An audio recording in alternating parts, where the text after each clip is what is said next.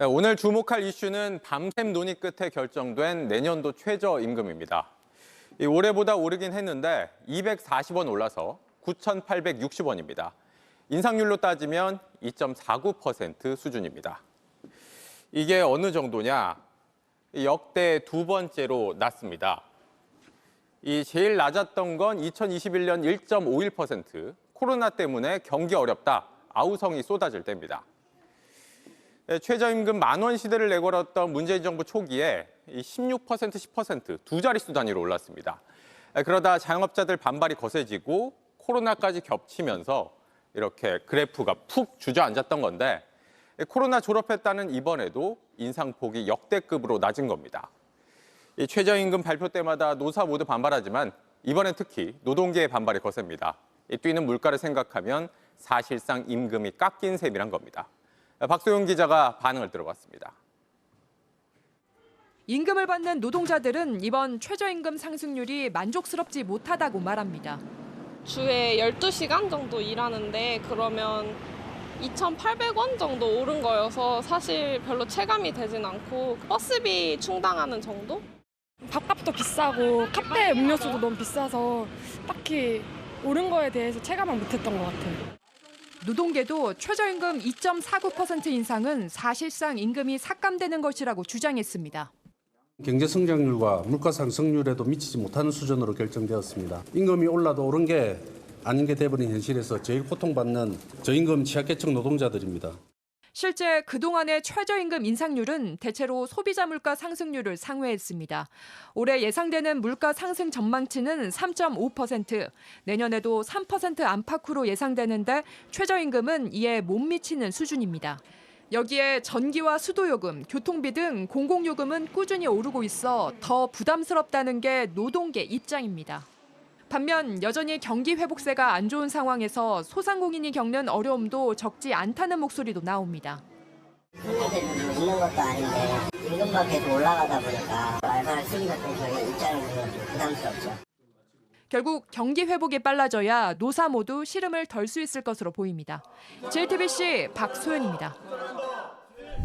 이제 버스비가 1,200원인데 곧 오르죠? 맞습니다. 이 예. 버스 요금이 다음 달부터 300원 더 올라서요. 1,500원이 됩니다. 이게 8년 만에 오르는 거라서 적자 때문에 어쩔 수 없다고 하는데요. 그리고 지하철은 10월부터 150원이 올라서 1,400원이 됩니다. 네.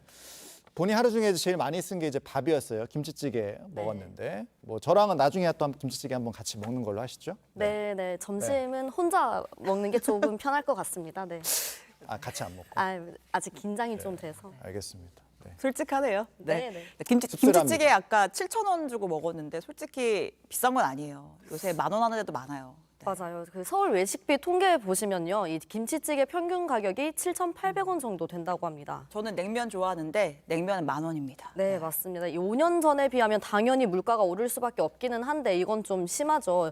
특히 김밥 같은 경우에 보시면 46%가 올라서 3,000원을 다 넘겼습니다. 그런데 이제 김밥에 들어가는 이제 밥, 뭐 쌀, 밀가루 이런 거는 또 뭐 가격이 조금 떨어진 상황 아니에요? 어때요, 지금? 네, 쌀값이 떨어졌다고 해서 그렇다고 외식 물가가 다 내려갈 수 있는 건 아닌 게 또 인건비나 재료비 같은 건 계속 인상되잖아요. 그래서 대한민국 국룰이죠. 식당에서 공깃밥 1,000원. 이 국룰도 좀 깨질 것 같은 게 일부 식당에서는 이제 2,000원을 받는 곳들도 있더라고요. 그렇군요. 그래서 어제 공깃밥 못 사 먹고 라면 먹은 거잖아요. 네, 아예 그냥 확 넘겨버릴까 하다가 그래도 최대한 살아보자 싶어서 라면을 먹었는데 이 라면도 컵라면은 1,500원을 거의 다 넘겼습니다. 아 근데 얼마 전에 라면값 조금 맞아요. 내리지 않았나요? 네, 맞습니다. 그 지난달에 추경호 부총리가 국제 밀 가격이 하락했으니까 이 라면 가격도 좀 내렸으면 좋겠다고 해서 이 업체들이 가격을 내리긴 했는데요. 이게 체감이 안 되는 게 저희 많이 먹는 라면 이런 것들이 있잖아요. 이런 것들은 내리지 않아서 체감되지 않는다 이런 지적이 있습니다. 네. 최저임금 얘기 자체가 남의 일인 사람들도 있습니다. 대리운전 기사나 웹툰 그리는 작가 같은 특수고용 노동자, 플랫폼 노동자는 개인 사업자로 분류돼 최저시급도 못 받고 남들보다 더 오래 일합니다. 사각지대에 놓인 이들의 목소리를 조보경 기자가 들어봤습니다. 대부분의 시간을 거리에서 보내는 대리운전기사 한모 씨. 콜이 오는 즉시 바쁘게 뛰어야 합니다. 거의 다 온 거죠, 지금? 예, 좀 더 가야 돼요. 조금 더 가야 돼요? 예, 거의 다 원래 이렇게 뛰어다니세요? 원래 뛰어다니고. 하루에 일하는 시간은 13시간, 한 달에 이틀 정도만 쉬입니다. 이렇게 해도 실제 손에 쥐는 돈은 190만 원 정도입니다. 시급으로 환산하면 5천 원이 조금 넘습니다. 관리비 떼고 그리고 교통비 빼고 뭐 하면은 정말 그냥 뭐 봉사. 웹툰 작가 하신아 씨 역시 마찬가지입니다. 하루 10시간 넘게 컴퓨터 앞에 앉아 일하지만 최저임금은 다른 세상 얘기입니다. 지난주에 이사하느라고 너무 힘들어가지고 많이 못했는데 70시간 정도 했더라고요. 플랫폼 업체 등과 일한 시간 관계없이 작품당 계약을 맺다 보니 시급이 적을 수밖에 없는 구조입니다. 급여에 하한선은 없어요. 그러니까 이 회차를 완성할 때까지는 일이 끝나지 않아요. 업무 시간에 상한선도 없어요.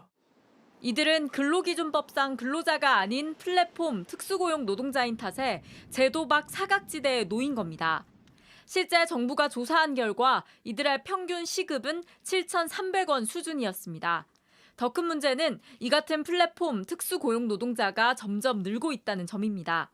고용노동부에 따르면 플랫폼 노동자만 따져도 80여만 명, 전년 대비 20%나 늘었습니다. 노동계는 적정임금을 보장해야 한다고 주장하지만 올해도 최저임금위원회에선 제대로 된 논의조차 못했습니다. JTBC 조보경입니다.